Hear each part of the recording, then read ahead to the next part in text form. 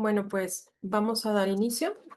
Les doy la bienvenida al Congreso Internacional de Teoría y Análisis Cinematográfico. Esta es la mesa titulada Voces Incómodas. Va a estar trabajando maestros de la Facultad de Artes Visuales de la Universidad Autónoma de Nuevo León y voy a ir presentando a cada uno al momento de hacer su participación. Nada más vamos a hacer una adecuación, ya que originalmente iniciaba el maestro Santiago Villarreal y en este caso voy a iniciar yo y vamos a esperar que en un momentito más se una también el maestro Carlos, Roberto Carlos. Entonces, pues si me permiten voy a compartir mi presentación. Creo que ahí ya se está viendo con claridad.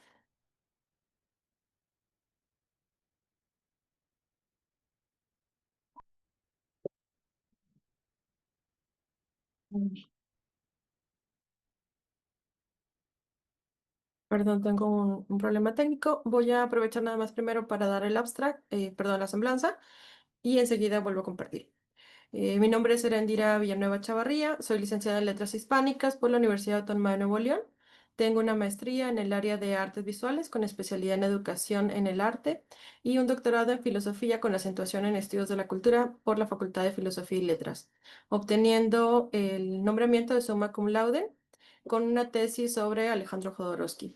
He participado en congresos internacionales y publicado varios capítulos del libro de manera nacional e internacional y actualmente trabajo en el área de análisis del discurso cinematográfico, la semiótica y el género. También soy miembro activo de el ALED y del Sistema Nacional de Investigadores, ahora CECID. Ahora sí, me permito compartirles otra vez la presentación. Primero quisiera también contarles que este es un proyecto mucho mayor. No nada más es esta ponencia, sino que ya es una línea de género que se ha venido construyendo desde hace un poco más de un año, en la cual se seleccionó varias películas mexicanas. Entre ellas estuve trabajando Ruido, Los Adioses, como tratando de hacer un paneo sobre cuál es el tipo de producción que se está haciendo de las mujeres y de qué manera se está reconstruyendo este imaginario de sí mismas. Cuáles son como las miradas actuales con las cuales podemos dialogar y conversar en estos espacios narrativos. Para este proyecto en particular, el tema es el signo de la madre y muy probablemente esté haciendo mención a algunos otros trabajos que ya se han presentado solamente como referencia. También les dejo mi correo electrónico por si es de interés el tema y alguien más quisiera contactarme posteriormente, pues con mucho gusto podríamos dialogar. Como les mencionaba, este proyecto tiene que ver con una visión mucho más amplia. Yo en este momento participo como docente en la Facultad de Artes Visuales y me he dado cuenta de que a veces cuando hablamos de la historia del cine, pues vamos mencionando a los cineastas que ya tenemos todos muy bien localizados, aquellos que escuchamos de manera constante. Sin embargo, también es un poco necesario que hagamos una mención acerca de las mujeres que participan en el ámbito fílmico. Para mis alumnos era descubrir un mundo totalmente diferente cuando hablábamos de Alice Guy o cuando hablábamos de Mimi Derba. Entonces creo que más bien desde ahí empezó a modificarse un poco la línea de investigación que me interesaba y fue justo hacer como esa pesquisa necesaria de quiénes eran las directoras mexicanas, cuáles eran sus aportes, perdón, sus aportaciones y de qué manera podíamos traer esa información al aula. Entonces, desde ahí vamos modificando que no sea solo un proyecto para una presentación, sino que es algo que impacta directamente en las aulas y que tiene otras necesidades. Por aquí les dejo algo de esta información. El primer tema que se abordó para la investigación fue sobre el derecho de la mirada, quiénes están observando y desde dónde observan. Porque en muchas de las películas que usualmente consumimos, pues esa mirada tiene que ver con una construcción totalmente patriarcal, es decir, aparecen mujeres que funcionan desde estándares en los cuales se espera que sean mujeres jóvenes, mujeres que no tengan ninguna malformación física, que sean atractivas. Hay toda una estructura con la cual constantemente se van desechando aquellas que no forman parte de esa mirada. Entonces, la intención del proyecto, pues, hacer una visión crítica sobre esto, por lo cual acudimos a Bernardés al decir que la crítica feminista ha incidido también en el hecho de que las mujeres no hemos tenido el derecho a la mirada, como tampoco a la palabra, pero sabemos que palabra y mirada son sin duda dos de los territorios donde el ser humano occidental demuestra su poder. Por lo tanto, pensar en las mujeres haciendo cine sobre mujeres, pues nos vamos a encontrar con narrativas que son totalmente alejadas de las que estamos acostumbrados. Insisto, es un proyecto mucho más amplio, entonces, por ejemplo, Natalia Beristain, pues en Ruido aborda una narrativa que va con una mujer mayor, ¿no? En el caso de esta misma directora, tenemos también la propuesta de Rosario Castellanos, que nos las va a mostrar en Los Adioses como un ser mucho más vulnerable, con áreas un poco pantanosas, pero no trata de construir un imaginario de un ser perfecto, sino más bien mostrar todos los matices de nuestro sujeto.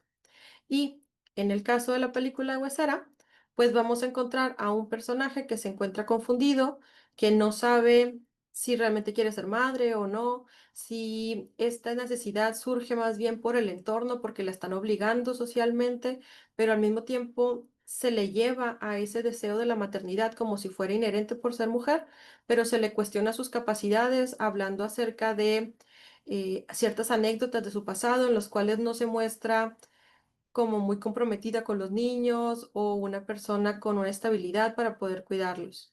Y si a eso le agregamos que nos encontramos con un personaje que se cuestiona sobre su heterosexualidad, porque la vamos a ver casada con un hombre, pero nos narran que ha tenido una relación previamente lésbica y que justamente al momento de estar embarazada, esa relación vuelve a aparecer en su vida.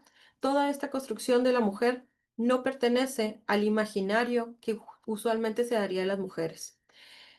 Igual, al tratarse de una película que trata un poco sobre el horror corporal, vamos a ver que hay imágenes donde resulta grotesco el cuerpo de la mujer, que no se construye con una estética acostumbrada. Para esto también se acude a Seki, donde habla acerca de lo masculino se ha universalizado, mientras que lo femenino se construye como lo particular. Estas ideas que ya se estaban dibujando desde Simone de Beauvoir cuando nos habla sobre la mujer, cómo está conformada a partir del entorno, a partir de todo lo que tiene que ver con familia, con religión, con los pares. Es decir, no es un ente en sí mismo por la cuestión biológica, sino tiene una respuesta social, ¿no? Por lo cual la mujer es lo inesencial frente a lo esencial narrativamente.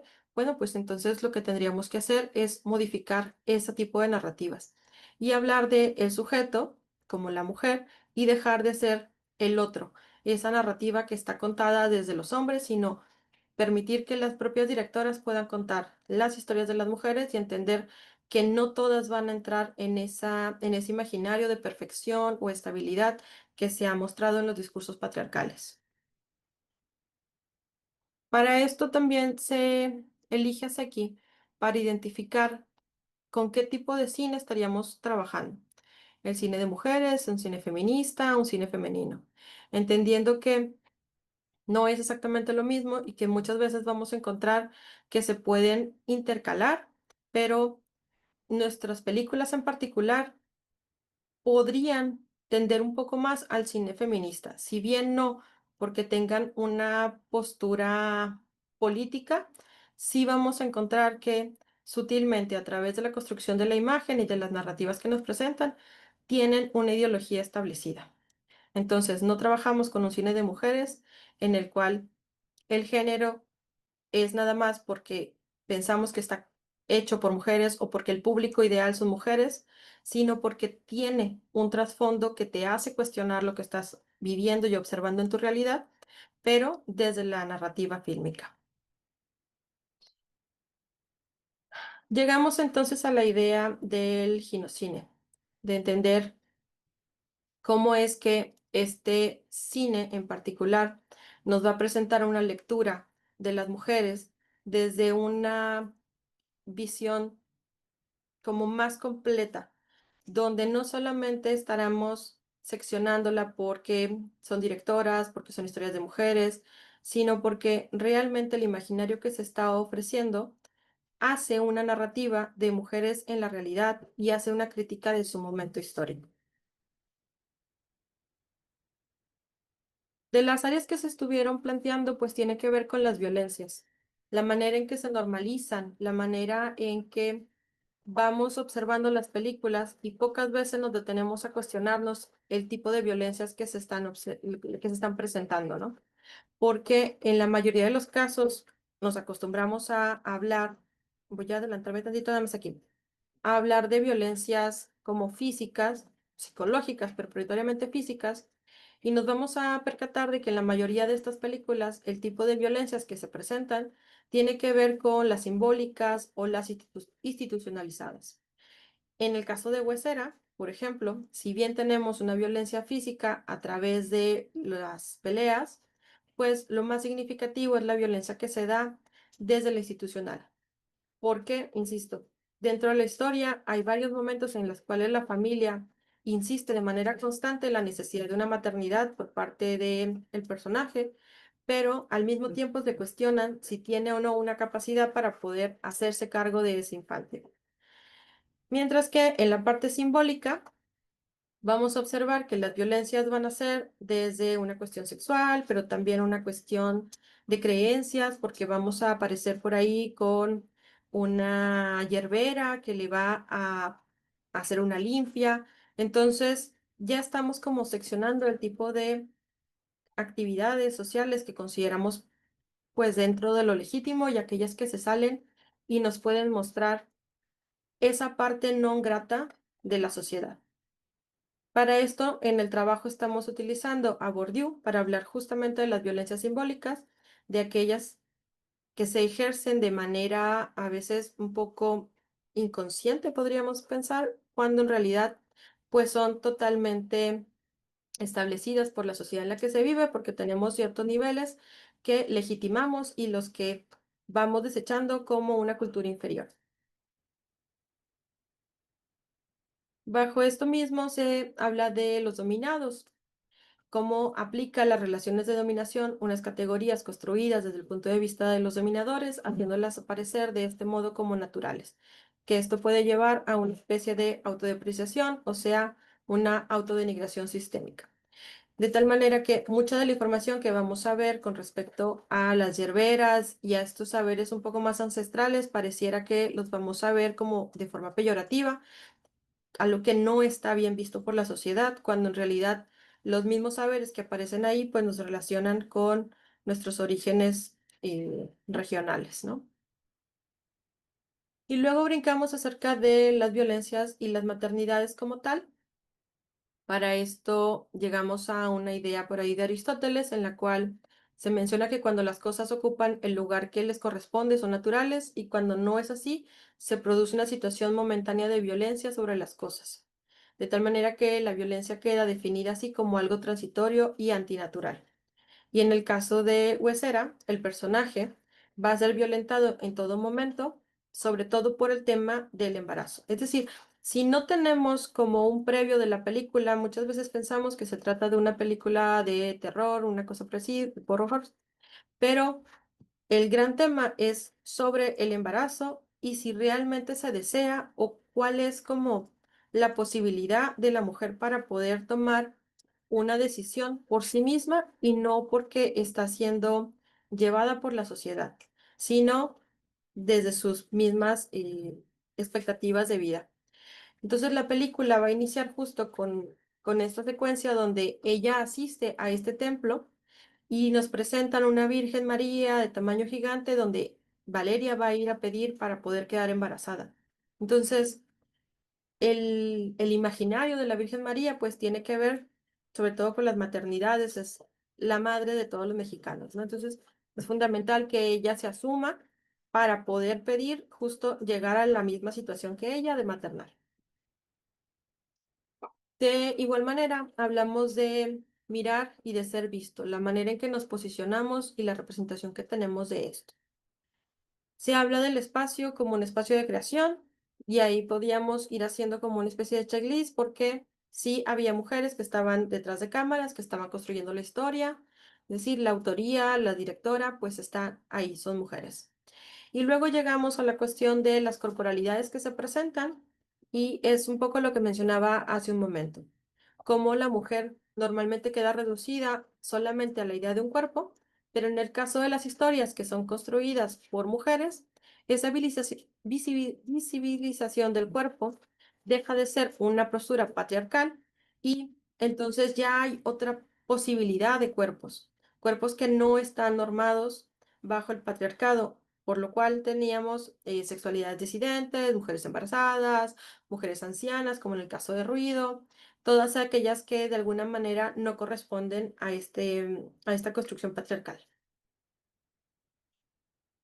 En esto mismo llegamos posteriormente a la cuestión de la violencia que se naturaliza a través del uso de ciertas cámaras que podrían ser casi como voyeristas, hasta dónde podemos llegar y, y perder ese límite con el personaje principal, en este caso, cómo lo deshumanizamos, perdemos toda relación con él como puente y empezamos a verlo como si fuera simplemente una cosa que se va transformando en ese elemento de terror, porque ella misma se vuelve su, su demonio que está detrás de su hijo, en este caso.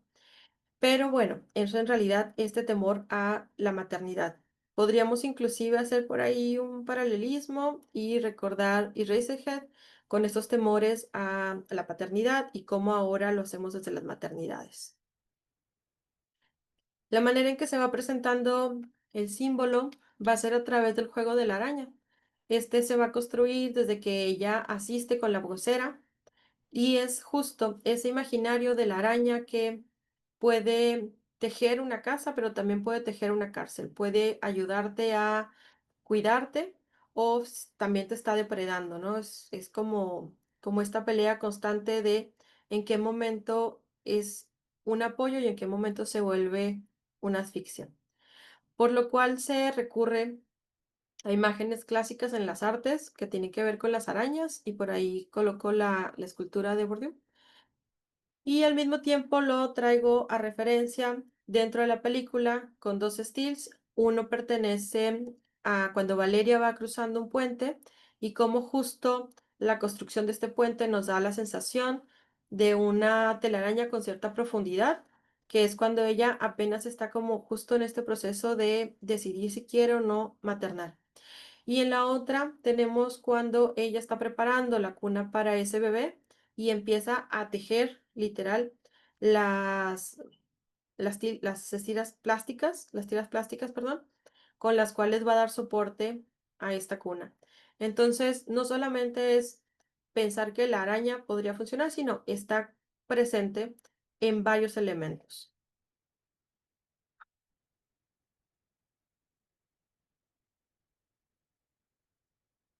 En conclusión, seguimos trabajando con Mulvey en caso de que en un mundo ordenado por el desequilibrio sexual, el placer de mirar sea extinto entre activo masculino, pasivo femenino, la mirada determinante del varón proyecta su fantasía sobre la figura femenina a la que talla su medida y convención, ¿no? Y este tipo de películas como Huesera o como Ruido, estas películas contemporáneas hechas por mujeres, igual en el caso de Totem, ofrecen un discurso desde esa otredad.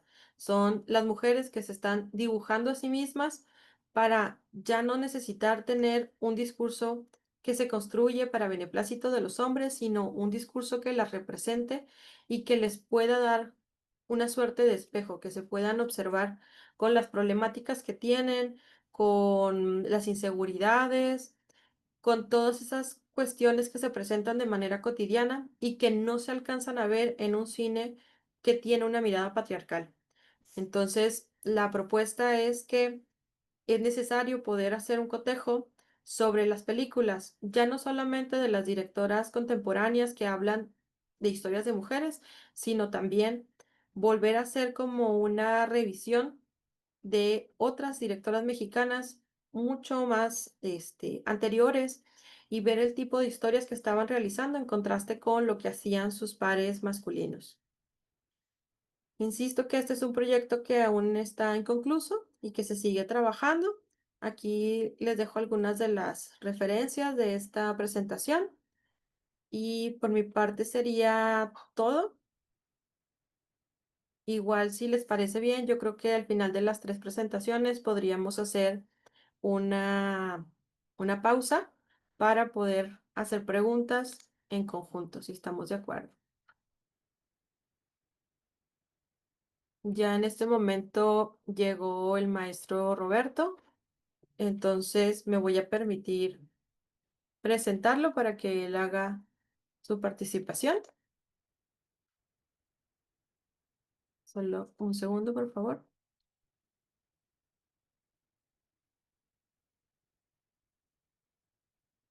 El maestro es egresado de la Facultad de Ciencias de la Comunicación de la Universidad Autónoma de Nuevo León en el 2013 y en el 2018 cursa Análisis de Subgéneros Cinematográficos en el Centro de Capacitación Cinematográfica impartido por Rodrigo Hernández Cruz. Para el 2019 estrena su cortometraje Rabia, donde participa como director y guionista dentro de la selección oficial del Oaxaca Films Fest. Posteriormente, el cortometraje forma parte de la selección oficial en festivales como el Humano Film Festival de Derechos Humanos en Tijuana y Cine en Corto de San Luis Potosí y el Festival Mix de Diversidad Sexual en Ciudad de México en el 2020. En el 2022 dirige y escribe el cortometraje Y si un día ya no estoy, estrenado en el Festival Short México dentro de la selección oficial de Queer Short. Actualmente se encuentra en su recorrido por festivales, siendo parte de la selección oficial de la Big Film Festival.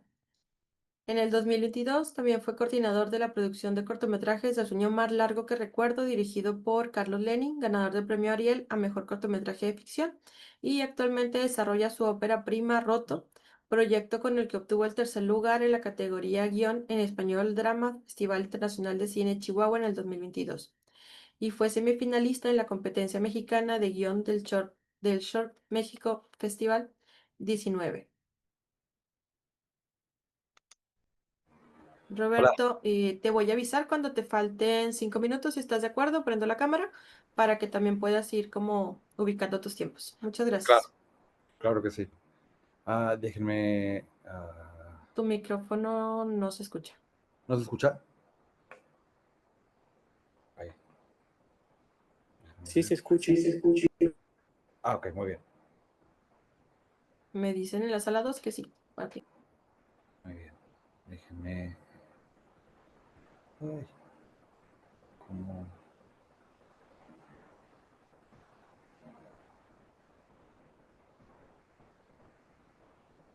Al parecer el No, problema lo tengo yo, Roberto. Creo que sí te están ok, escuchando ya. Adelante. no, sí, totalmente. Solo estoy batallando un poquito en encontrar para compartir pantalla, pero ahí voy, en un segundito.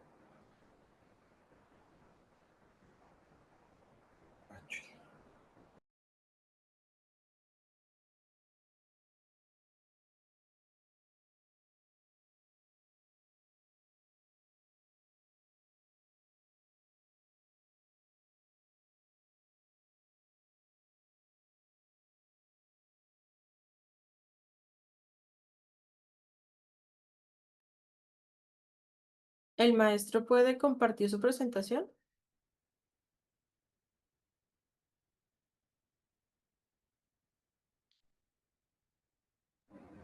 ¿Ya la están viendo ahí? ¿O... Ya se Sí, ve. ¿verdad? Ya se ve, perfecto. Muy bien. Quiero empezar, obviamente, por, por el título, la saturación o visibilidad en la cultura pop como aliada y enemiga del, género, del cine con perspectiva de género. Ah, y empiezo un poco con lo siguiente. Con esta frase, con este estudio que hizo el Hollywood Diversity Report en el 2024 con la Universidad de California en Los Ángeles, que aunque en el 2023 el 31% de las películas por streaming fueron dirigidas por mujeres, y personas de color, en el cine tradicional encontraron que apenas alcanzó el 14% por parte de las mujeres, y 22.9% por parte de hombres de color. Y sin embargo, solamente el 3.2% de las películas en streaming fueron dirigidas por hombres con un presupuesto de $10 millones, y ninguna mujer logró dirigir un proyecto de streaming con más de $50 millones de presupuesto. Esto a mí me parece totalmente pues un caso que hay que hablarse, y como representación quiero poner voy a tratar de estar poniendo como ejemplos muy claros con fotografías como lo siguiente entre Georges Méliès y Alice Guy Blaché, que pues todos conocemos la historia de Georges Méliès, al fin y al cabo gracias a la película de Hugo de Martin Scorsese, pero la cultura pop se ha hecho visible la historia de la directora, de Alice Guy Blaché, haciendo, pues sí, que ella es la primera mujer que hizo una película narrativa en ficción, mucho antes que Georges Méliès, sobre todo con su cortometraje de El jardín de lechugas, y con un gran cortometraje también como las consecuencias del feminismo o del sufragismo. Y quiero dar una definición como tal a la cultura pop. Aquí la cultura pop se refiere a una expresión culturales o prácticas y productos y tendencias que son ampliamente aceptadas y consumidas y difundidas por grandes audiencias, especialmente a través de medios masivos como el cine, la televisión, la música y las redes sociales, la moda y la publicidad. Como tal, sí quiero dejar muy en claro, tengo aquí ciertos comentarios que quiero hacer, solamente aquí estamos. Esta presentación quiero hablar mucho de cómo nosotros como seres pensantes, seres humanos, necesitamos un enemigo público, necesitamos un héroe y un villano. Entonces, gracias a que hoy vivimos narrativas como muy pues sí, que se están abriendo los caminos con la perspectiva de género, gracias a la cultura pop y como a los grandes estudios que están buscando pues nuevas voces. Se está haciendo, quiero poner la pregunta, ¿se está abriendo una oportunidad o solo se está buscando como moda actual? Y como tal, déjenme regresar. Quiero ponerles de ejemplo estas dos fotografías también. Una de ellas es la representación donde aparece Kenzo Brooks, perdón, en donde pues se ve reflejado la imagen de la película de Encanto, que creo que todos la hemos visto, en donde pues sí, se destacó la representación racial en el cine, pero justo cuando fue el anuncio de Hailey Bailey, esta chica Disney, gran cantante, como Ariel en julio de 2019, pues hubo mucho hate en las redes sociales, ¿no? Y aquí tengo un dato muy desalentador, en el cual cuando se anunció, se generó, gracias al Washington Post, se reportaron un aumento del 400% en el hate speech anti-afroamericano en el Twitter, y mientras que con Kenzo se volvió tan viral que se hizo un hashtag con Representation Matters, acumulando más de 10 millones de interacciones en TikTok e Instagram. Entonces, realmente aquí de quién es la culpa, sino de los estudios de nosotros, porque mientras que Encanto celebra la representación latina y afro en un contexto animado seguro, y en La Sirenita, como el ejemplo, basándose en este cuento clásico que realmente pues no existen las sirenas como tal, solamente están alimentando, pues realmente que tocó, mejor dicho, el nervio cultural a reimaginar un icono infantil, pues se vuelve como, pues, ¿es justificable o solamente es parte pues de esto, ¿no? De qué nos está representando? Déjenme volver acá, un segundo. Y también quiero resaltar que pues podría resultar agotador todo esto, pero pues la perspectiva de género y las perspectivas de las minorías siempre han estado ahí, ¿no? Quiero poner también como ejemplo, esto es muy interesante porque mientras estaba haciendo esta investigación, pues encontré una línea, si quieren verlo como histórica, en el que la película de Pink Flamingos de John Waters y Un lugar sin límites de Arturo Rimstein llegan en momentos muy, muy claves dentro de la historia gringa como mexicana, para representar pues un cine queer y underground, camp totalmente, contando desde, uh, pues sí, desde que ambas películas operan en lo transgresor, usando el cine para exponer y celebrar lo que la sociedad patriarcal y heteronormativa rechaza como mal visto. Y me parece, en mi imaginativo, ¿verdad? En mi teoría más conspirativa, me gustaría pensar que Arturo Rimstein vio Pink Flamingos para poder basarse en el vestuario de, aquí tengo una foto de Divine, de la Manuela, aquí tengo otra foto. Uh, y pues esto es una teoría, obviamente, pero me parece muy, muy importante mencionar que en ese momento, pues en México teníamos a la secretaria que estaba encargada del cine, Margarita López Portillo, y estaba buscando pues redirigir el cine a un cine familiar, a un cine como de la época de oro, cuando realmente había una guerra sucia muy importante, grupos armados de estudiantes que estaban buscando pues cambiar lo que se esperaba dentro de, pues, de todo lo establecido en México.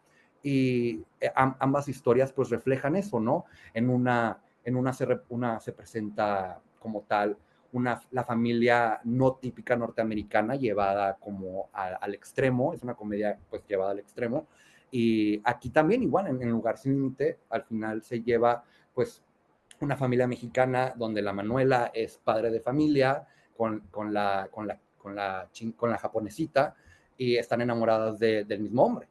Entonces, pues sí, dejarlo muy en claro como que siempre ha estado ahí, realmente no ha cambiado, no es algo nuevo realmente.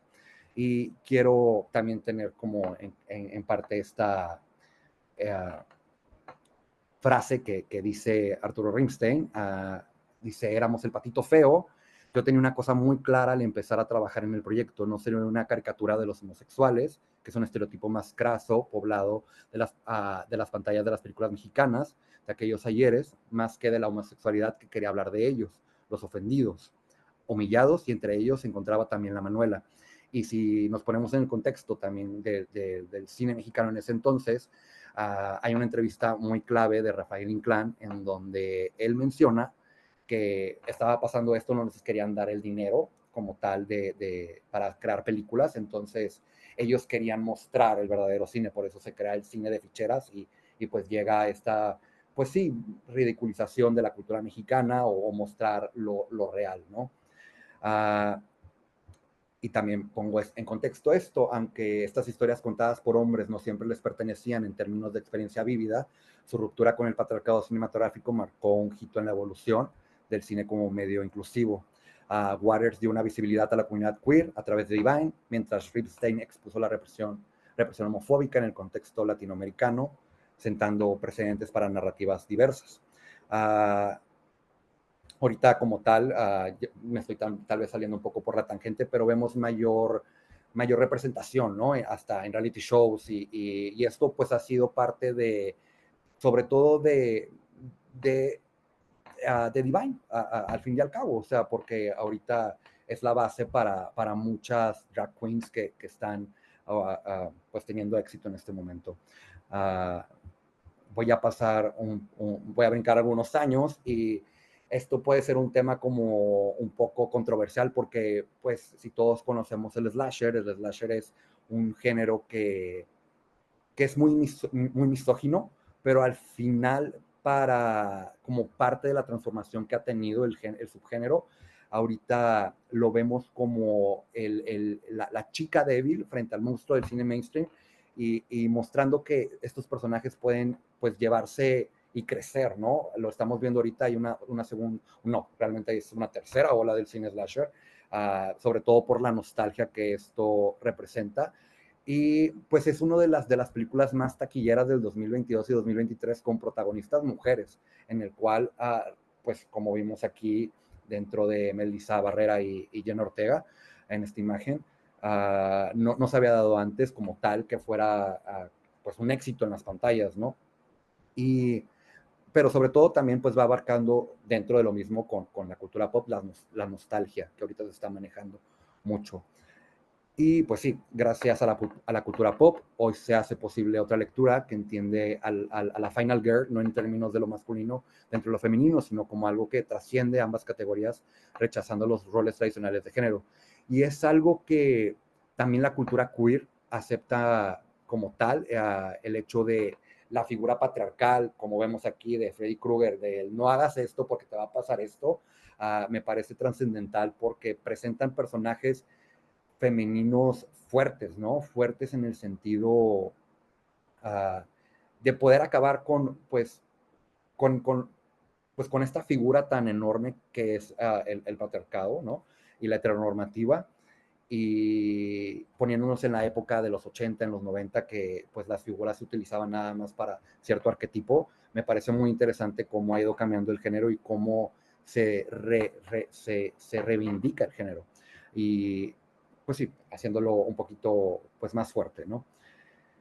Aquí tengo un poquito como de lo que podría manejarse ya para acercarnos más a lo actual. Tengo un ejemplo de una de mis directoras favoritas, que es, bueno, guionistas favoritas, que es Nancy Meyers, en donde refleja, pues, plataformas que buscan que darle oportunidad a mujeres de mayor edad o actrices en papeles que sean protagonistas, porque hay un término muy significativo que, que, que existe en el cine con las películas de Hanksploitation, que el Hanksploitation es un subgénero también del cine en donde en los 60, 70 Betty Davis o John Crawford quedaban dentro de esta subcategoría, mostrando como a las brujas, ¿no?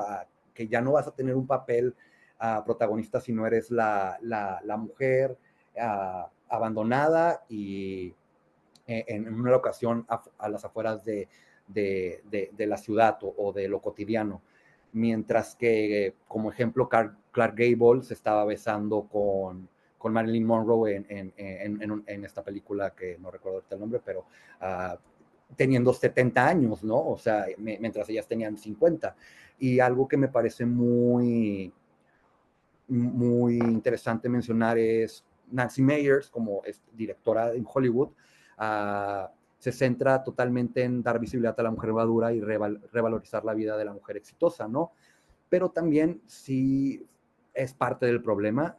Ella forma parte de la fila de los primeros directores y directoras que formaron la comedia gringa de los 80 y principios de los 2000, dando pues queda como igual también, ¿no? O sea, ¿cuál es el arquetipo que ella quiere cambiar? Al final de cuentas, la cultura pop en sus películas prioriza las apariencias y también, sobre todo, las locaciones como tal, el estereotipo de que pues es la mujer blanca, rica y suburbana, que no tiene ningún otro tema que el redecorar la casa, ¿no? Que ya está en ese momento de su vida y buscar un nuevo amor. Uh, Creo que me parece muy interesante mencionar esto para poder pasar como también esta frase en la que Chloe Zhao, y este es un gran ejemplo también, como poniéndolo en contexto, voy a leer la frase: es muy importante para el feminismo enseñar a nuestras hijas que deben de ser fuertes, pero decirle a nuestros hijos que pueden ser vulnerables, tener en pantalla personajes que no son vaqueros perfectamente masculinos, que nunca fallan para que nuestros chicos también transformen su mentalidad. Es igualmente crucial para el feminismo. Su segunda película, The Rider, es una propuesta muy interesante de cómo un vaquero tejano uh, sufre por un accidente y se espera de él muchas cosas que no puede lograr porque tiene miedo. Y fue una de las primeras, fue la primera mujer, perdón, de color en ganar el premio a Mejor Dirección en el 2021 y la segunda mujer en la historia en obtener este reconocimiento. La primera fue Catherine Bigelow, que lamentablemente la noticia del premio fue opacada porque le ganó a su ex marido. Suena como programa un poco de chismes, pero realmente es muy importante ponerlo en contexto, ¿no? Mientras tanto, James Cameron estaba nominado a Mejor Director y a Mejor Película por Avatar y llega a Catherine Bigelow ganando estos dos premios, ¿no? Y ha pasado, es mucho tiempo, esto fue en el 2004 y la película de Nomadland ganó en 2021. Realmente no hay realmente las preguntas que quiero dejar como al final, como tal, es, ¿estamos ante una saturación o ante un ajuste cultural necesario? Cuando la representación se convierte en discurso y cuando en estrategia de mercado. ¿Y qué voces todavía siguen sin estar presentes en estas nuevas narrativas? Esta sería como mi conclusión, sobre todo como docente de producción audiovisual en la Facultad de Artes Visuales. Me parece muy importante mencionarlo en las aulas porque aún quedan con mucho nervio,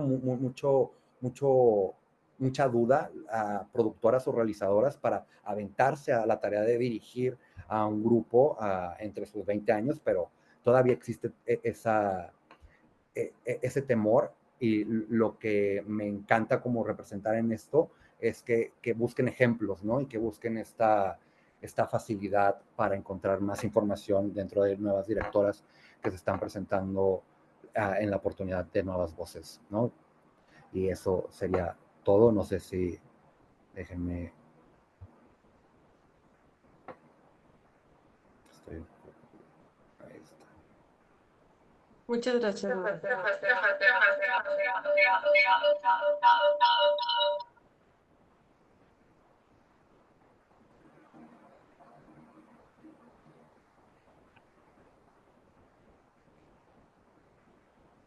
Ahí una disculpa. Muchísimas gracias. Voy a continuar con el maestro Santiago Villarreal. Me voy a permitir presentar su semblanza. Es maestro en artes por la Facultad de Artes Visuales de la Universidad Autónoma de Nuevo León. Ha publicado en revistas nacionales e internacionales diferentes artículos con relación a la obra cinematográfica de Andrei Tarkovsky. Como realizador cinematográfico ha escrito y dirigido 4 cortometrajes de ficción y 2 mediometrajes documentales. Sus cortometrajes, El rostro de la pared de 2013, Un día de trabajo 2014 y Una memoria en construcción 2017, se exhibieron en la Semana Cultural de la ciudad de Zacatecas en el 2017. Se hizo acreedor del estímulo Financiarte 2020 por el cortometraje documental Voces de la Memoria Higuerense, mismo que forma parte de la selección oficial de diferentes festivales, destacando el Festival Internacional de Cine Independiente de Montreal, donde fue finalista a mejor cortometraje documental internacional. Se hizo acreedor del estímulo PECDA en Nuevo León 2022 por su proyecto Voces a Minerva, cortometraje documental que se encuentra en etapa de postproducción. Además, es docente en la Facultad de Artes Visuales y desde junio de 2025 es el secretario académico del área de la facultad. Hola, Adelante, Santiago. Igual muchísimas cuando te gracias. queden 5 minutitos, voy a prender la cámara y estamos al pendiente. Gracias. Súper. Eh, eh, una pregunta antes de comenzar, ¿se escucha bien? Porque estuve teniendo ciertas dificultades con el audio.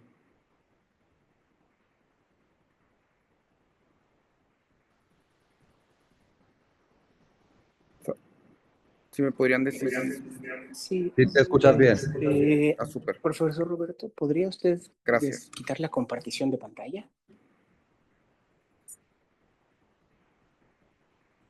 para poder compartir la siguiente imagen? Gracias.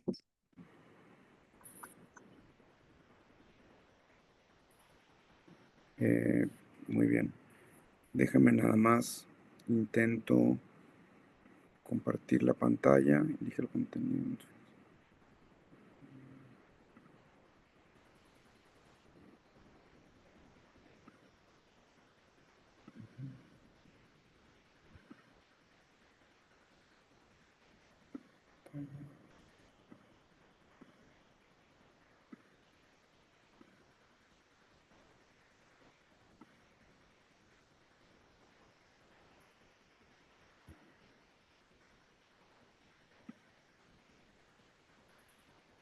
¿Saben si se está compartiendo pantalla? No, ¿verdad?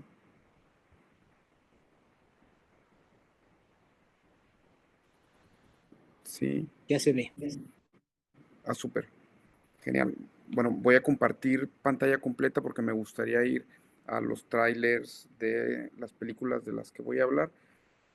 Y antes de comenzar, bueno, agradecer a todos los organizadores de Sepancine que hacen posible que nos reunamos hoy y en estos días para hablar sobre cine y agradecer la presentación de Heréndira.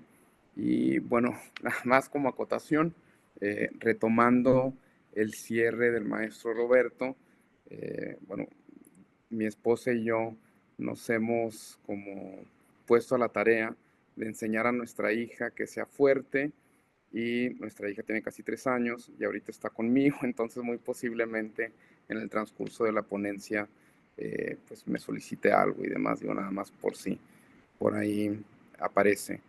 Y bueno, pues para comenzar me gustaría hablar de Añez Barda, y el título de la ponencia es tal cual como aparece en pantalla: entre el documental y la ficción, la mujer como protagonista en el cine de Añez Barda. Comparto mi correo de igual manera por si les interesa platicar un poquito sobre este tema. Bueno, sería con muchísimo gusto. Y para comenzar me gustaría hablar del enfoque metodológico de esta ponencia, y para eso es importante mencionar que me voy a los clásicos para hablar del análisis cinematográfico, particularmente del análisis del filme. Voy a hablar del texto de Jacques Aumont y Michel Marie, Análisis del filme, y también se hace un abordaje desde el enfoque fenomenológico hermenéutico de Doris Fuster, que retoma esta metodología de Edmund Husserl. Cabe mencionar, para seguir con mi participación, que este enfoque fenomenológico no es propiamente que lo esté aplicando yo, sino más bien es el estudio que yo consideraría que hizo Añez Barda al trabajar algunas de sus películas del género documental. Como base, trabajo con 4 conceptos en particular de su tesis doctoral que aborda el estudio de un cineasta de la Unión Soviética, bueno, ya de Rusia, Alexander Sokurov. Saniowski habla del concepto de cine híbrido y hace mención de este concepto para sostener un cine en donde se vincula la práctica de la ficción, pero también hay cierta relación con el documental. Se trabaja con diferentes formatos, como en una misma película trabajar con lo análogo y con lo digital, entre otras cuestiones. Entonces me gustaría retomarlo para hablar también de esta, digamos, dualidad que maneja Barda al hacer cine de ficción por un lado, pero también cine documental. Voy a hablar un poquito del Estadio del Espejo de Jacques Lacan, que hace mención que un sujeto se convierte como tal en un sujeto o aprende, digamos, de alguna manera a reconocerse como un otro gracias a una etapa formativa que ocurre entre los 6 y los 18 meses de vida, en donde a través de un espejo logra reconocer partes de su cuerpo y las asocia con su padre, con su madre, con su hermano, con sus abuelos, etcétera, y desde ahí es que empieza a haber como un, digamos, todo esto de manera inconsciente, un reconocimiento de la persona desde una propia identidad, desde un espejismo con el otro. También hablo de 2 conceptos en particular que relaciona Oscar Walsh, retomando precisamente las investigaciones de Bronislaw Malinowski, el de observación participante y el del campo o el trabajo de campo, en donde sostiene que el campo como tal modifica la observación participante del investigador, lo cual se me hace muy interesante cuando hablamos, por ejemplo, de la película de los espigadores y la espigadora de Añez Barda. Y por último, el concepto de cine documental trabajado por Margarita de Orellana, que sostiene que el género documental siempre, digamos, nunca puede retratar la realidad tal cual es, o sea, siempre existe la manipulación del autor, del cineasta, de la cineasta, y desde aquí es que vamos a estar trabajando esta ponencia.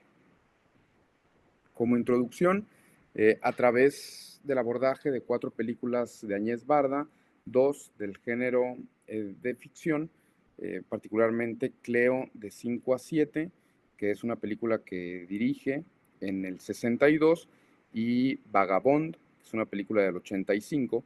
Estas dos, les digo, enmarcadas dentro del cine de ficción, y se trabajará con dos películas del género documental, que son Los Espigadores y la Espigadora, del 2000, y Las Playas de Añez, que, si no me equivoco, es del 2008.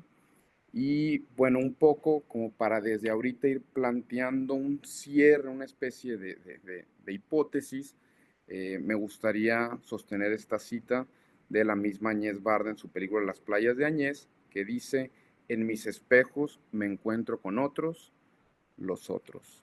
Cabe mencionar que no se pretende en ningún momento llegar a una conclusión que sea como determinante, que sea visceral, para nada, sino poner ciertas cuestiones sobre la mesa que tienen que ver con la mujer, que tienen que ver con el rol de la mujer en las películas de Añez Barda, particularmente en estas cuatro.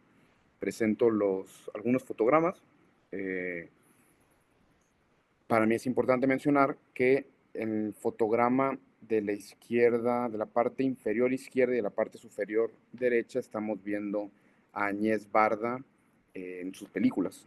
Abajo, en Los Espigadores y la Espigadora, y en el lado superior derecho, en Las Playas de Añez. Entonces, tenemos, digamos, a tres mujeres presentadas en cuatro fotogramas, dos de ellas siendo filmadas y una de ellas, quien las filma, también está siendo filmada, digamos, se filma a sí misma. Muy bien, un poco, bueno, ya hablé del contexto del cual se va a trabajar, nada más sostener el trayecto, digamos, el trayecto de la presencia de la mujer y cómo va llegando hacia un puerto. Y ese puerto, me parece, desde mi concepción, es reconocerse con el otro, con los otros, como un ser social, como una mujer, como alguien que hace cine, ¿no? Muy bien, para hablar de Cleo de 5 a 7, me gustaría sostener el contexto sociopolítico, pero también el contexto cinematográfico que se vivía en Francia. En ese momento hablamos de la nueva ola de cine francés. Entonces, a la par en que Barda hacía cine, pues, ahorita mi niña, ahorita, dame oportunidad, ahorita voy para allá.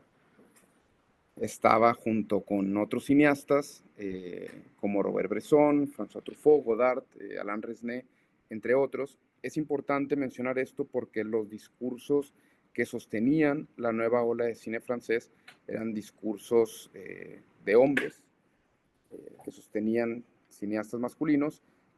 Pienso en películas como Los 400 golpes de Truffaut, Sin aliento de Godard, Hiroshima Mon Amour de Alain Resnais, y ahí me gustaría también pensar en este, bueno, no imaginario, porque así fue, a Cleo de 5 a 7, una película dirigida por una mujer que presenta a una mujer durante 2 horas de su vida, 2 horas fundamentales, y también aprovecharía para sostener que estamos frente a un personaje que es físicamente bello, estamos frente a una mujer muy bella y que se reconoce como una mujer muy bella, es cantante, y cuando inicia la película, bueno, nos cercioramos de que le están dando una noticia en donde muy posiblemente va a tener una enfermedad terminal, aparentemente es cáncer,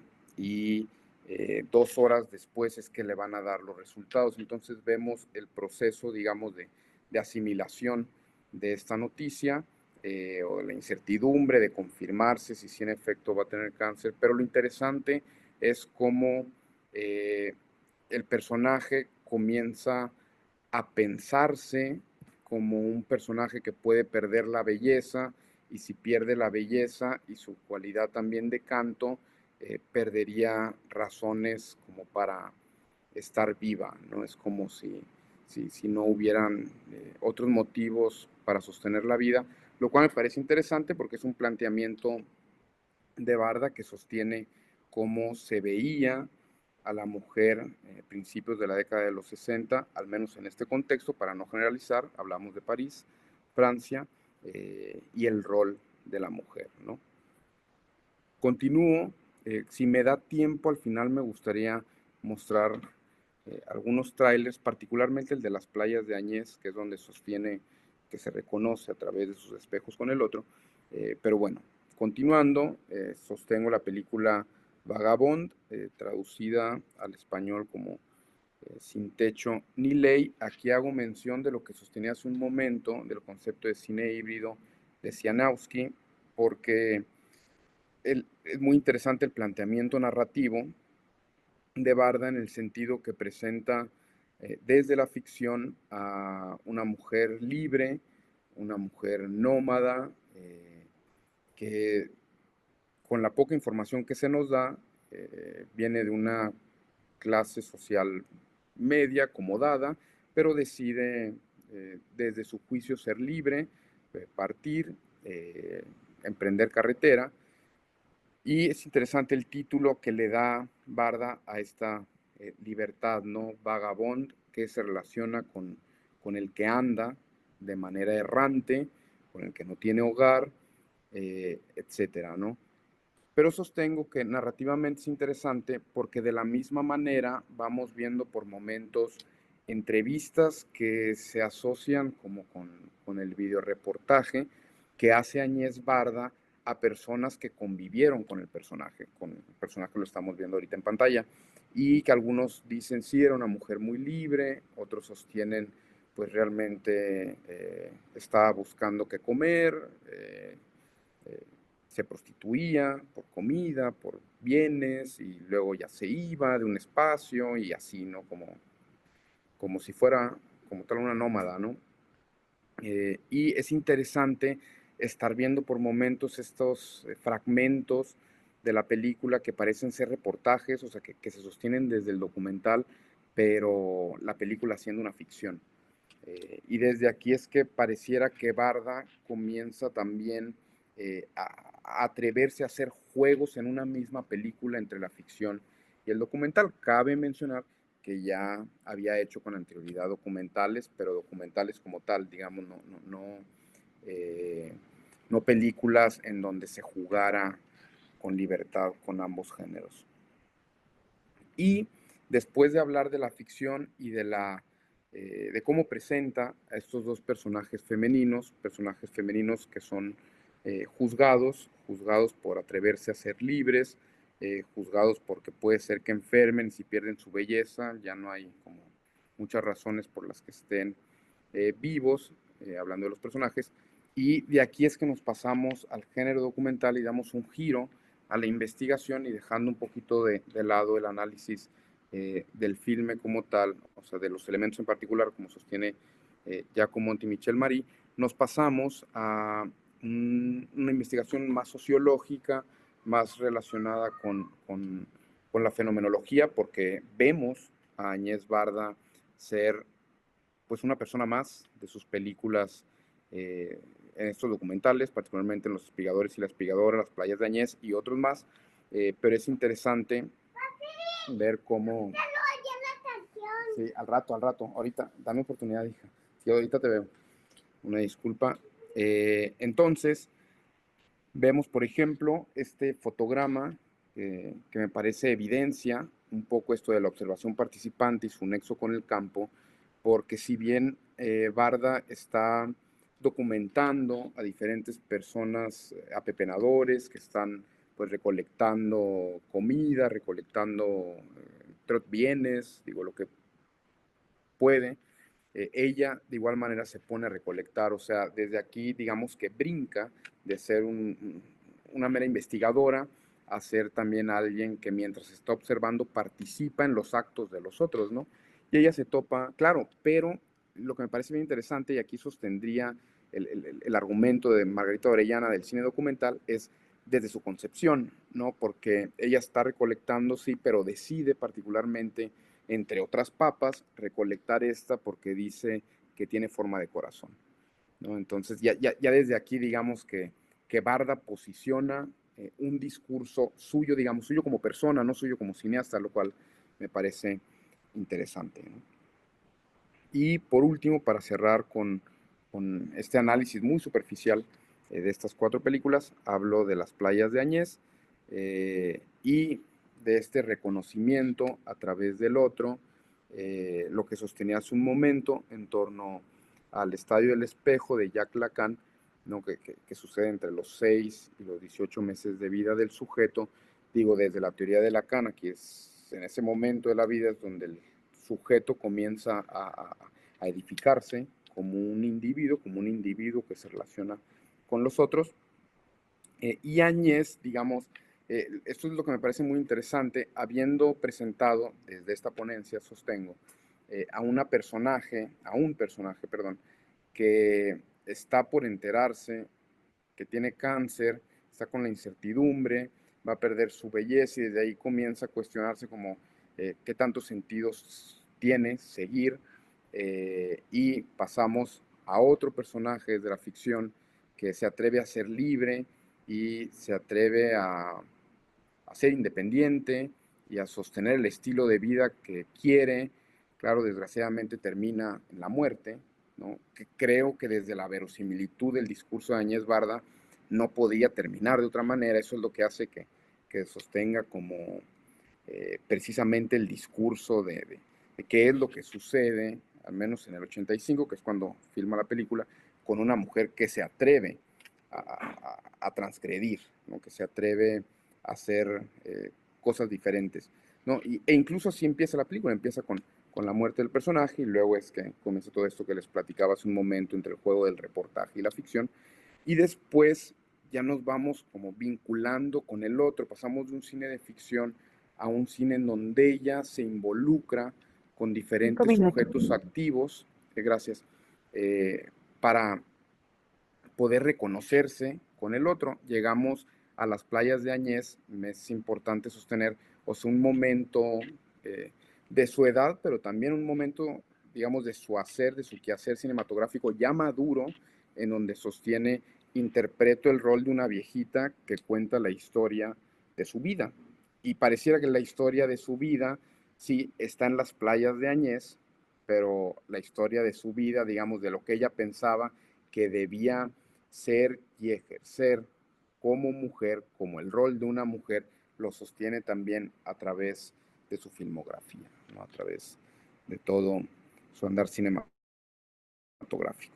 Y como cierre ya, para ir armando una conclusión, se habla de un primer cine, personajes femeninos juzgados particularmente por la sociedad, y se abren dos preguntas. ¿Qué papel desempeña una bella mujer, un belle femme, a principios de la década de los 60 en París? Y otra pregunta, ¿cómo se juzga la libertad femenina? Hablando particularmente de las películas de ficción que mencioné.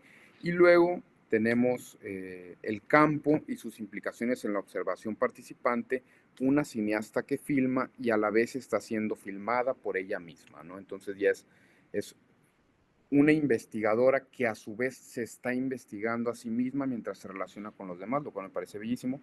Y por último, una mujer slash cineasta que se reconoce a través de los otros. Esta es la bibliografía. Si quieren, ahorita regreso a la bibliografía y me gustaría, para cerrar, creo que todavía podría tomarme eh, minuto 30 para mostrar este tráiler.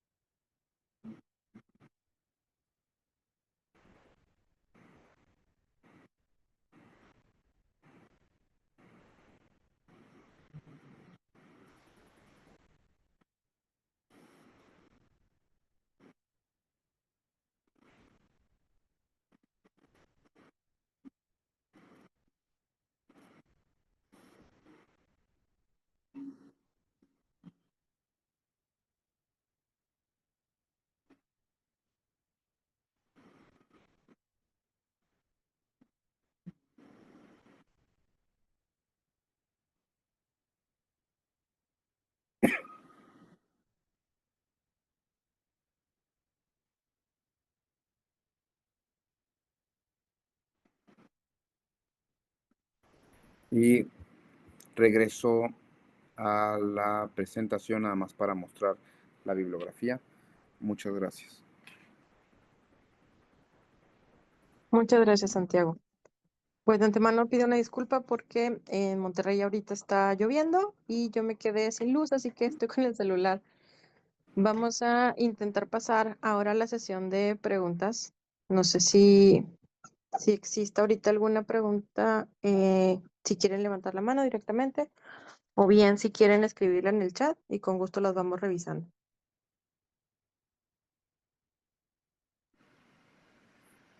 Disculpen, una pregunta. ¿Ya se dejó de compartir mi pantalla, perdón? Sí, ya. Súper, gracias. Les recuerdo que a través del chat se ha compartido ya la liga para poder tener la asistencia a esta mesa y al mismo tiempo continúa la invitación para las mesas subsiguientes el día de mañana, en lo que se animan a las preguntas.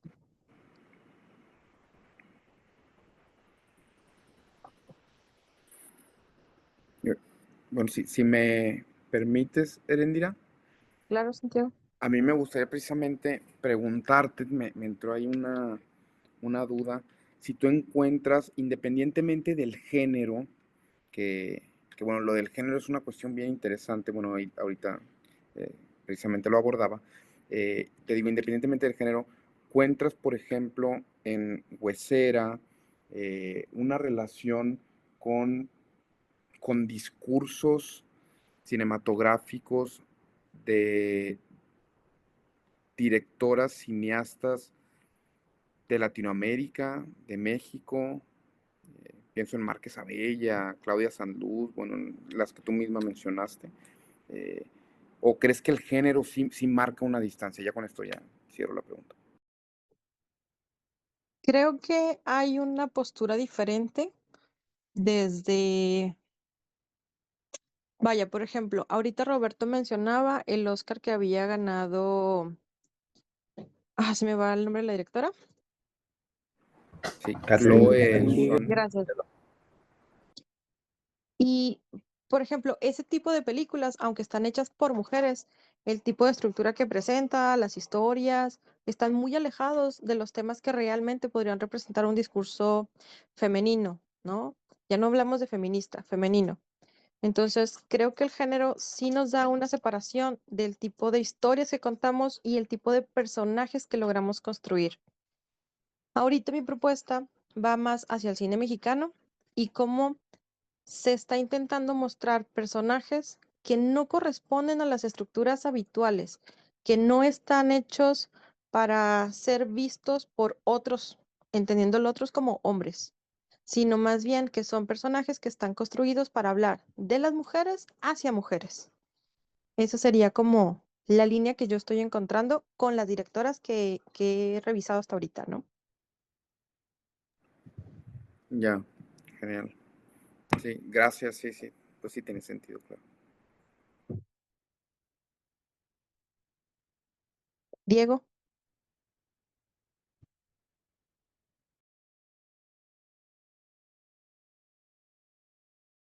Ah, ahí se oye. Hola. Pues sí, quería yo preguntarle a Heréndira y también a Roberto. En el caso de Huesera, la idea que plantea la película, efectivamente, yo coincido también contigo y con la película, es un cuestionamiento a los estándares y a los establecimientos patriarcales de lo que debe ser la maternidad y cómo manejarla y cómo avanzar en ese proceso.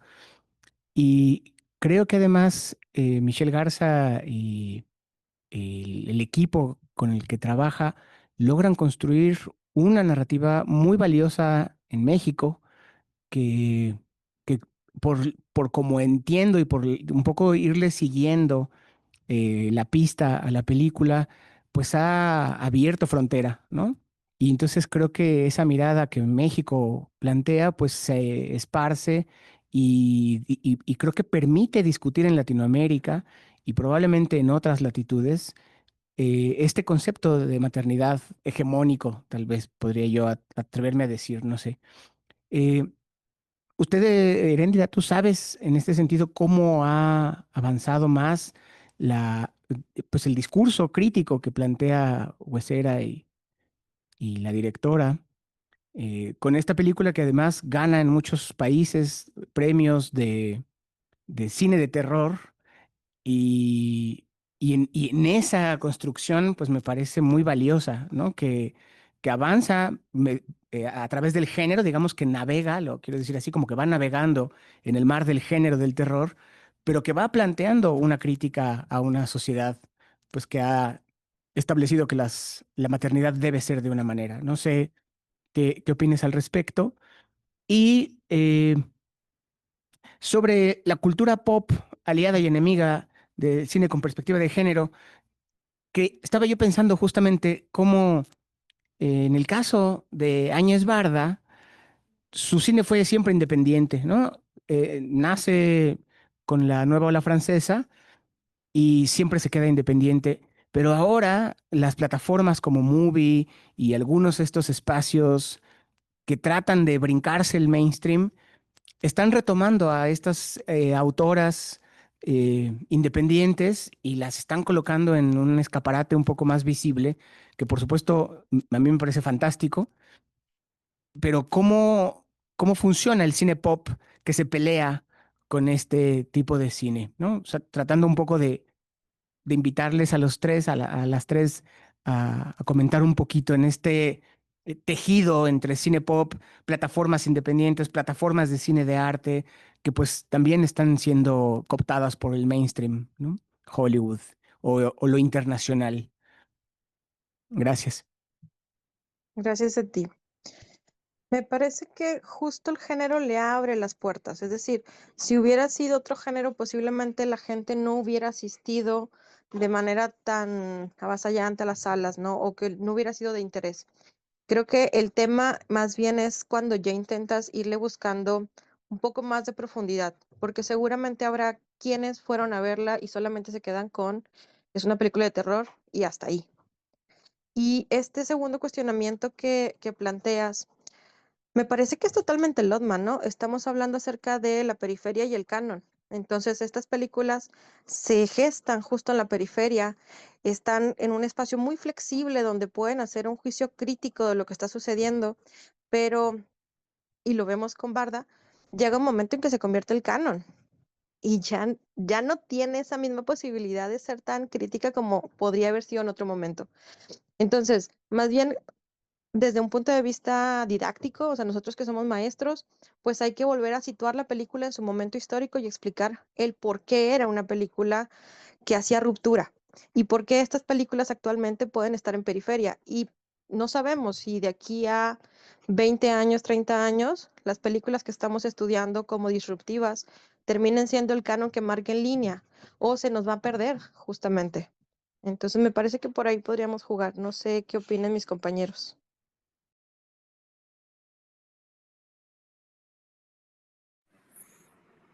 Yo digo, si me permiten tomar la palabra, porque me parece muy interesante lo que están planteando.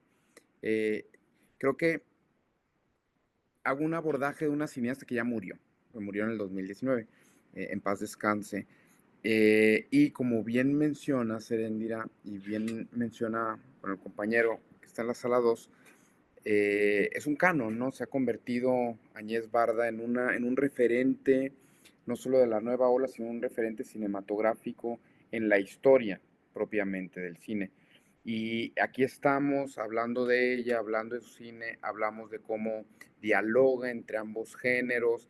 Y luego también es bien interesante escucharte a ti, escuchar a Roberto, que hablan de posturas femeninas, que hablan de un cine femenino contemporáneo, que como bien mencionas, quizá en años adelante se posicione también como un referente fundamental en la historia, como creo que lo es Barda. Y creo también que el hecho de plantear los géneros como desde ahí ya una postura propiamente, o sea, se sostiene una postura desde el propio género, es interesante. Y bueno, eso era, digamos, lo que quería compartir. Y a consideración, creo que la cultura pop abre caminos. Eso es por eso me gusta mucho hablar sobre este tema. Abre Caminos como también, pues sí es enemiga, porque al final, pues todas estas figuras se transforman ahorita en memes. Es como he visto memes de Divine, de Agnes Barda, y en dónde está el límite de hasta dónde puede llegar, pues, pues esta cultura, ¿no? El hecho de hacerse viral por ser viral. También igual como docente yo veo mucha representación como querer ser estas figuras de que, es que me encanta este cine, quiero hacer este cine, pero no buscan sus propias voces, es nada, quiero copiar este cine. Creo que, y eso hace, pues sí, pues al final y al cabo eso abajo en el subtexto, en la subtrama, es lo que hace la cultura pop, o sea, el hecho de hacer representaciones de lo que nos gusta, ¿no? Creo que ese sería mi comentario. Y sí está peleado, o sea, al fin y al cabo, todos estos temas, al final, ¿qué gana más? ¿Es lo comercial o el querer decir algo realmente? Ese sería mi comentario.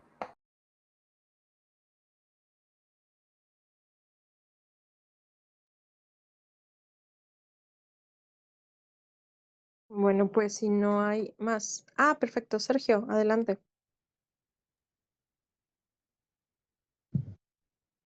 Sí, ¿qué tal? Pues me parece que digamos, hay varios comentarios que podríamos hacer de las ponencias, pero creo que uno que es, porque además en realidad son ponencias muy disímiles, ¿no? En apariencia van en un camino similar, pero creo que lo abordan desde lugares muy distintos. Em, y algo que me parece como clave, que tal vez une un poco la primera y la segunda presentación, es el engaño, y que bueno, une con la tercera, ¿no? Que es el engaño de lo imaginario lacaniano, ¿no? Que es justo el asunto del estado del espejo, que es la idea de una representación imaginaria, ¿no? Es decir, una representación, como lo dijo la propia Heréndira, de un checklist. No obstante, en tu presentación, Heréndira, me parece que tú hablabas de un checklist cuando presentabas que en la realización de Huesera participaban varias mujeres y tú misma señalas, bueno, señalas en tu ponencia que a partir de esta presencia de mujeres en la producción, pareciese, de acuerdo a cómo presentaste el argumento, que eso guarda una relación causal con la estructura y la narrativa femenina, de acuerdo a la palabra que usabas. Con lo cual, me parece que yo no estaría de acuerdo, porque sería como creer que porque mujeres hacen la película, entonces la película tiene una visión femenina. Que además, esta idea de visión femenina es algo que habría que problematizar mucho, ¿no? No sé qué sea una visión femenina. Entiendo, digamos, superficialmente cuál es tu distinción entre una visión femenina y una feminista, pero no sabría qué es una visión femenina. Pero por el modo en el que lo presentaste en tu ponencia, parecía que había una relación causal, cuando lo único que se muestra es una relación, digamos, correlativa, ¿no? Es decir, solo hay una correlación entre que esa película tiene esta visión y participaron mujeres, ¿no? Pero como tú misma indicaste hace un momento en la que empezó esta ronda de comentarios, la película de Catherine Bigelow, la de esta película del 2009 que se me fue su nombre, que está ambientada en la invasión de Irak, es todo menos una película feminista, a pesar de que la directora, a pesar de que una mujer la haya dirigido, ¿no?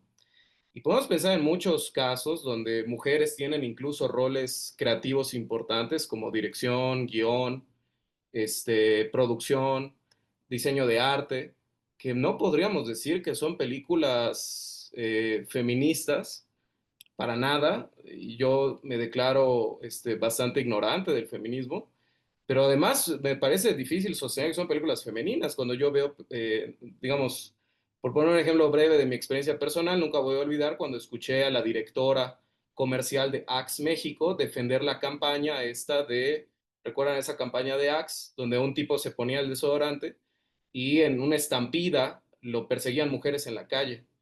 Y la directora de Axe México, yo la escuché en una conferencia defendiendo esa idea, porque fue su propia idea. Y me parece un perfecto ejemplo de cómo, como es evidente, yo creo, para todas las personas que están aquí en la sala, no podemos adscribirnos a la idea de que la representación de una mujer en un puesto directivo o de que la sirenita es de otro color, eso rompe con una, es decir, eso solo es una representación imaginaria, diciéndolo en lacaniano precisamente. Como decía Diego, ¿no? Hay una evidente subordinación de eso, de esa lógica de representación imaginaria, a la estructura simbólica con la que las películas se distribuyen, ¿no? Que es el asunto del mainstream y demás, ¿no?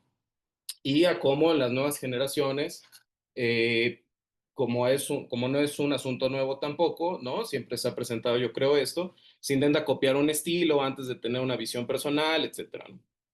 Entonces, me parece que es importante como que precisemos la posición que tenemos sobre eso, ¿no? ¿En qué sentido el hecho de que haya sido la persona que escribió, dirigió y produjo la película haya sido mujeres o la misma mujer? ¿Realmente esto supone una visión femenina? Es decir, ¿qué tipo de relación se sostiene? Me parece difícil sostener que es una relación causal. Me parecería una manera en la que, por decirlo menos, yo estaría muy de desacuerdo y creo que la mayoría de quienes están aquí lo estarían porque pensarían muchos ejemplos que contradicen eso, ¿no? O la idea de que porque la sirenita es de otro color, esto representa por sí mismo un hecho que contraviene una política racista que es la que fundó Hollywood, ¿no? Sería la ingenuidad de creer que Vogue es una película, es una revista feminista porque puso en su portada a las mujeres que denunciaron a Harvey Weinstein en 2017, ¿no? Una revista que ha contribuido a una imagen estereotipada y misógina de las mujeres. Y de pronto pareciera que a todos se le olvidó. Entonces, me parece que es importante que precisemos el lugar que tenemos en ese debate porque sabemos las consecuencias, obviamente políticas son evidentes, pero también epistemológicas y teóricas que pueden tener en nuestras investigaciones y como ya señalaron, incluso en nuestro rol como docentes, ¿no? Entonces, bueno, eso serían mis preguntas y comentarios. Muchas gracias, Sergio. Creo que a lo mejor yo erré el camino y debí haberte mostrado primero las cuestiones narrativas y luego el decir que pues teníamos una directora, una guionista, porque más bien considero que pocas veces podríamos encontrar un discurso sobre las maternidades desde esta postura en la cual hay una crítica que sea escrita por un hombre, ¿sí? ¿Por qué? Porque usualmente esos discursos, los discursos hechos por los hombres vienen desde una estructura patriarcal en la cual las maternidades son cosas deseadas, son cosas buenas, elementos que no se van a poner en cuestionamiento. Entonces, al tener una película que empieza siendo un juicio sobre las maternidades desde una postura aberrante, pues resulta lógico que volteemos a ver quiénes son las que están detrás y entonces podemos decir que es una película femenina, no feminista porque no considero que esté con toda la base ideológica que corresponde, pero sí tiene un discurso femenino. Lo mismo me parece, y ahorita lo mencionaba, con el caso de David Lynch. Obviamente él habla desde las paternidades y difícilmente podría una mujer hablar de los miedos de la paternidad porque no los vive, no está ahí situada. Entonces, en ese punto me parece significativo que sea una mujer y no un hombre. Pero primero se revisa la parte narrativa, obviamente.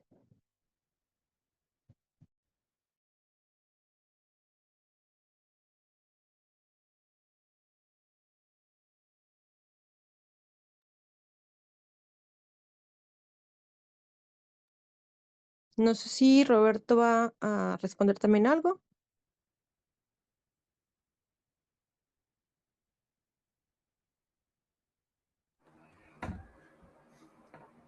Yo consideraría, o sea, mi respuesta sería ante todo que al fin y al cabo, pienso igual que tú, Erendira, o sea, no es que sean películas feministas, son directoras que están representando en pantalla temas masculinos desde su visión, ¿no? O sea, la película de Rider lo expresa muy bien, o sea, como el hecho de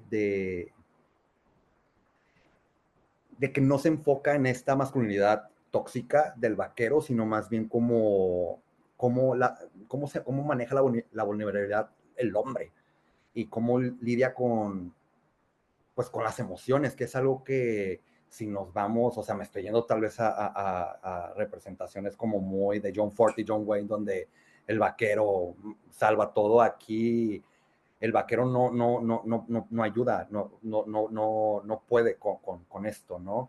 Y con el comentario de Hurt Locker, creo que es una visión más crítica hacia la guerra de Irak, más que el hecho de cómo que pasa en las mentes de estos soldados, más que la guerra misma como ejemplo francotirador con Clint Eastwood, que es América, la representación, ¿no? Con el ejemplo de los dos ejemplos que puse, creo, lo pongo simplemente por el hecho de qué está bien y qué está mal. O sea, porque en un caso en donde pues está las dos son representaciones, y que puede llegar a ser hasta pues causar polémica por parte de este estudio de Disney, ¿no? Grandísimo, por hacer que la gente pues genere contenido solamente por el hecho de criticar la película. Pero es un riesgo muy grande, el hecho de hacer esto para ellos, porque pierden como Blancanieves, por ejemplo, de este año. A mí, en lo personal, creo que ayuda mucho también como docente mostrar estos ejemplos a las alumnas, porque son otras historias, a pesar de que sigan siendo la típica historia de romance, tienen otra manera de contarla desde cámara y desde los diálogos, o sea, en general en todo. Entonces creo que sí puedo cerrar con eso, o sea, que existe, a pesar el hecho de la visión femenina ante la cámara, detrás y de las producciones. Creo que con eso podría cerrar y concuerdo con Erendira. Bueno, me parece que habiendo cerrado la sesión de preguntas, pues damos por concluida la mesa.